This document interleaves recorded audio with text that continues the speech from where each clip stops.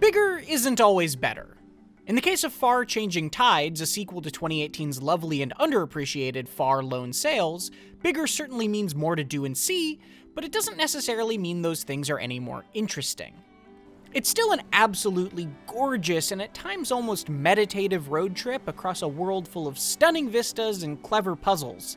But developer Okomotive's efforts to make it a more mechanically varied journey, while successful, also inadvertently tipped the balance of the original's formula from peaceful to tedious at times.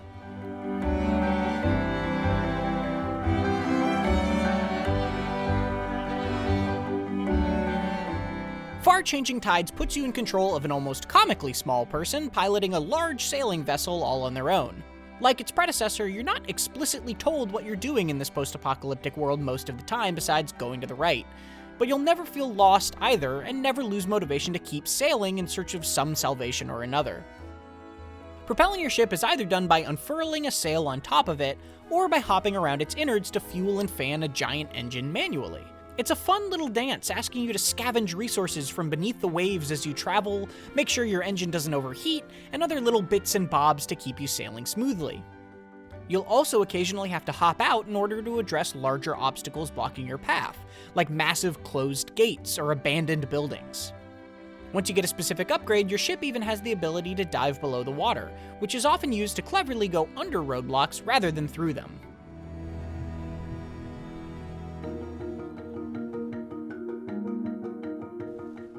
While diving is the flashiest addition, the most impactful change from the original is that raising your sail isn't quite so simple this time around. Rather than just pressing a button, you first have to raise a mast, then climb it, pull down a rope, and finally adjust your sail's position to match the shifting winds for optimal speed.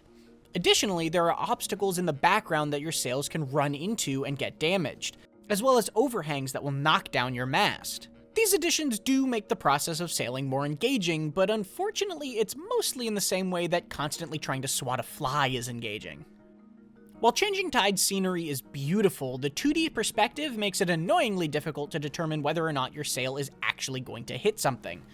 Additionally, you often have very little time to react between seeing an oncoming overhang and actually being able to do something about it, even when zoomed out. What that all means in practice is that some of my absolute favorite moments in Lone Sails, catching a breeze and simply enjoying its sights and music after a stressful stretch of powering the engine, are essentially gone. Instead, those sections are now taken up by sail management, threat assessment, and running inside to check the radar to make sure you're not missing any items hidden beneath the waves. These added tasks are still entertaining, but make for a very different vibe overall, and it's one I grew tired of more quickly.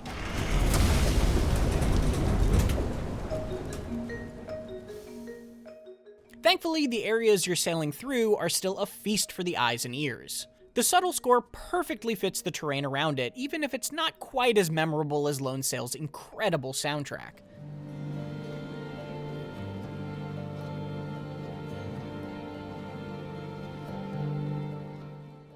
Your path to the right is also frequently full of moments you could screenshot, print out, and post on an art gallery wall without them looking out of place. The underwater sections can be particularly gorgeous, with one highlight being swimming through a cluster of fluorescent jellyfish.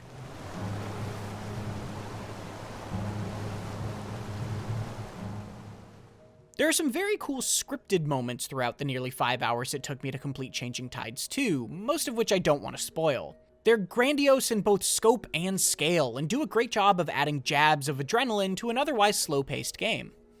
In fact, they're the only real source of tension you'll find, as it felt like there was very little risk of anything going terribly wrong this time around, unless it was explicitly designed to do so. A far cry from memories of my vehicle in Lone Sails constantly catching on fire. The lower pressure Changing Tides puts on you can make it feel like you're just going through the motions at times, rather than fighting to stay moving at all.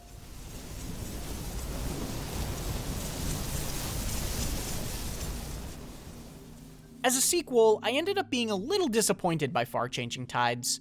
It improves upon plenty, but in making its formula more mechanically complex than its predecessor, many of its meditative moments have been morphed into more micromanagement. The depth that has been added is never really put to the test in any interesting way either, but the execution of this new setting still makes for a gorgeous journey. It's an even more lovely game to look at than Far Lone Sails, and piloting your unwieldy ship solo is still a very fun juggling act, even if I did occasionally mourn the lack of its more peaceful and challenging moments alike. For more, check out our reviews of Elden Ring or Martha is Dead, and for everything else, keep it right here on IGN.